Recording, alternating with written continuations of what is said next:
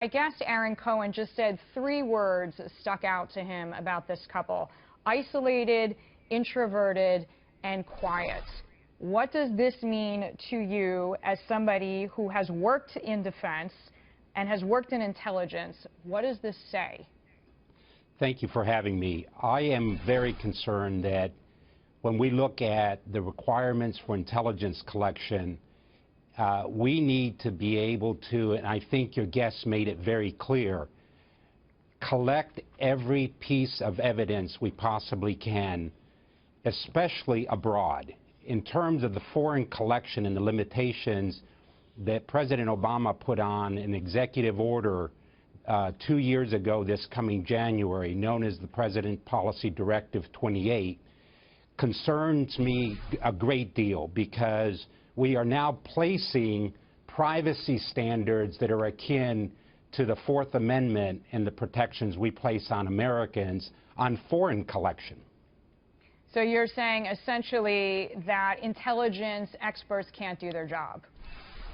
Well, it certainly limits them, and if you create a condition for where the collectors feel they're somewhere going to either cross a certain line in that collection or even get close to it, they won't collect it. In other words, you need to collect information abroad to the fullest extent possible in signals intelligence, which is what this directive specifically addresses, that as you look at the data that you collect, oftentimes you don't know in advance the nuggets and those data points that you're going to need to be able to make that connection between the kind of acts that a terrorist will undertake at a future date based on the planning and the communications that they have around the globe. David, hold that thought. We do know the FBI now is chasing various leads around the world, but unfortunately 14 people are dead, 21 wounded. I want to bring in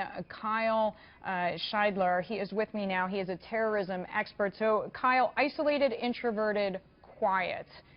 To what extent are there behavior patterns that the FBI, that other law enforcement can find first before innocents are killed? Well, you know, I heard not so much isolated as highly Sharia compliant. That is, the description of the wife and the behavior there is highly Sharia compliant. Now, a study found that in a random survey of mosques, 80% there was a correlation between high degrees of Sharia compliance and the promotion of violent literature, jihadist literature. Okay. So when I hear something like that, that raises my antenna. Kyle, I just want to play, and David, for you as well, the FBI, Director of the FBI, James Comey's statement. Just listen in with me. When the FBI chief has literally come out and said that they've found no link to a larger terrorist group or terrorist cell, I think people need to listen to that and consider that. And every headline, until there is absolute clear evidence, every headline doesn't have to say Muslim massacre or Muslim shooters, because it's going to cause intolerance, and what we need right now is forgiveness.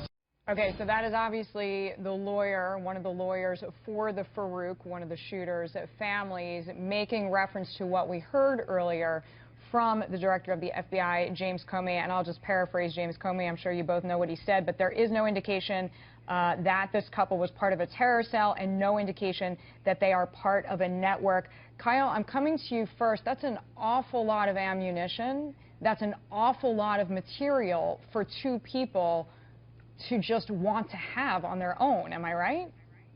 Well, not if you're interested in carrying out a jihad attack and killing as many people as possible, which appears to have been the agenda. You know, it's true that, you know, perhaps they did not have ties to a network, or we don't know what that network was yet. But in terms of needing a network, Al-Qaeda has said you do not need to wait to be contacted. Islamic State has said you do not need to wait to be contacted. Azam, the man behind Al-Qaeda's ideology, said jihad is an individual obligation. So the idea that we're out there looking for the one golden nugget that will tell us whether this individual is Islamic State or Al-Qaeda is I hear those what things you're are saying, important, Kyle. but You're saying it's almost missing the point. inspired by a certain philosophy, if we want to call it that, is something that individuals can choose to adopt. Well, it's a question of indoctrination. If it's true that these individuals did go looking for Islamic State propaganda, how did they know what they were looking at when they saw it? What did they understand about Islamic State's call for a caliphate? What did they understand about Islamic State's call for jihad? Why did they view those things as legitimate? Who taught them to view those things as legitimate?